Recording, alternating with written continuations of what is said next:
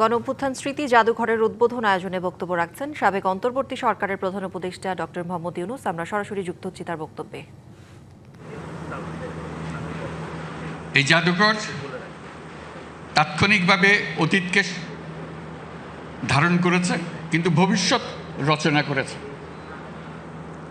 আমরা কারা, কি চাই, আমাদের মনে কি ছিল, এ বালক আনাস কি আবেগের কারণে, তার ভিতরে কি তাড়না ছিল, সেই চিঠি তাৎক্ষণিকভাবে লিখে গেছে। এটা কোনো পরিকল্পনা করে সে লেখে নাই। মা তাকে বাধা দিচ্ছিল, বাবা তাকে বাধা দিচ্ছিল মিছিলে না যাওয়ার জন্য। সে বসে থাকতে পারে নাই। কেন পারে নাই সেটাও লিখেছে। এটা ব্যাখ্যা দিয়ে 1 পৃষ্ঠার একটা চিঠি, সুন্দর হাতের লেখা, রেখে চলে গেছে। আমাদের সমস্ত তরুণ যেন এই চিঠির লেখক হয়। আমরা গেলাম, আমরা নতুন বাংলাদেশ করতে চলে গেলাম। এই হলো এই জাদুঘরের বৈশিষ্ট্য। এখান থেকে নতুন যাত্রাপথ রচনা হবে। আমরা পথ হারিয়ে ফেললে এখানে এসে পথ খুঁজে নেব। আমরা যদি আমাদের চিন্তায় কোনো গাফিলতি আসে, আমরা এখানে তার ঠিকানা বার করব।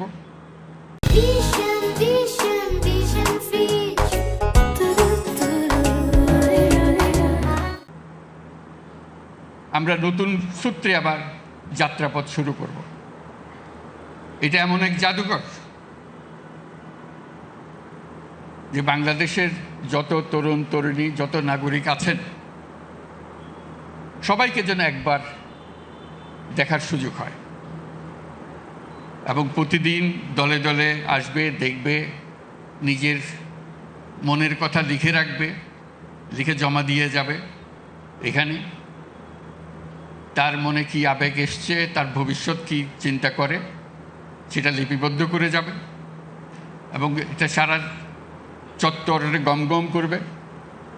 যে কবরগুলো সাজানো আছে, যদিও সে প্রকৃত কবর নয়, কিন্তু তার প্রত্যেকের কবরের সঙ্গে একটা নাম থাকবে। সেই নামটা খুঁজে ইতিহাস বার করবে। এখানে ইতিহাসগুলো থাকবে যে কেন, কীভাবে মারা গিয়েছিল, কোথায় মারা গিয়েছিল, তার ইতিহাসটা কী। এগুলো আমাদেরই বন্ধুবান্ধব, আমাদেরই ছেলে মেয়ে, আমাদেরই পাড়া প্রতিবেশী। এটা কোনো বিশেষ ধরনের রাজনৈতিক কর্মী নন। তারা একেবারে সাধারণ ঘরের সাধারণ ছেলে মেয়ে, যে রাজপথে নেমে তারা চেয়েছিল যে এই বাংলাদেশ আর চলবে না, আমরা নতুন বাংলাদেশ গড়ব। এটাই ছিল তাদের আশা। আমরা আশা করব সারা বাংলাদেশের সকল জায়গা থেকে স্কুলের কলেজের ছেলে মেয়েরা আসবে, একটা দিন এখানে কাটাবে এবং তাদের নিজেদের মনের কথা লিখে যাবে।